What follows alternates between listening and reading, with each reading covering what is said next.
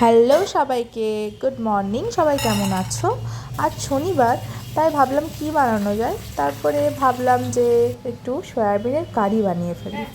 তো তার জন্য আমি পাত্রে সয়াবিনগুলোকে নিয়ে একটু সেদ্ধ করে নিলাম হালকা নুন দিয়ে। এরপরে আমি কড়াইতে সামান্য তেল দিয়ে সেদ্ধ করে রাখা সয়াবিনগুলোকে ভালো করে ভেজে নেব।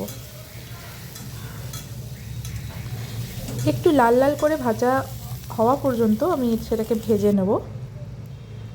আমার মোটামুটি ভাজা হয়ে গেলে সেই কড়াইতে তেল দিয়ে গোটা জিরে, একটু শুকনো লঙ্কা, আদা লঙ্কার পেস্ট ভালোভাবে আমি এটাকে ভাজবো। তার মধ্যে একটু হলুদ, নুন, কাশ্মীরি লঙ্কার গুঁড়ো আর ঘরের ভেজে রাখা মশলা একটু আমি তাতে দিয়ে দিলাম। এই মশলাটা আমার মা বানিয়ে আমায় পাঠিয়েছিল। তারপরে একটু কুচো করে রাখা টমেটো অ্যাড করে টমেটোটাকে ভালো করে ভেজে আমি আলু অ্যাড করে দিলাম। আলুটাকেও একটু ভাজা হয়ে গেলে, মোটামুটি একটু ভাজা হয়ে গেলেই আমি এখানে সয়াবিনগুলোকেও অ্যাড করে দেবো। সাথে সয়াবিনগুলো একটু ভেজে নেব। এই ওয়েদারে তোমরা বলো কেমন আছো? হঠাৎ করে বৃষ্টি, তাই না? যাই হোক, এরপরে এগুলো একটু ভাজা হয়ে গেলে আমি জল ঢেলে নিলাম।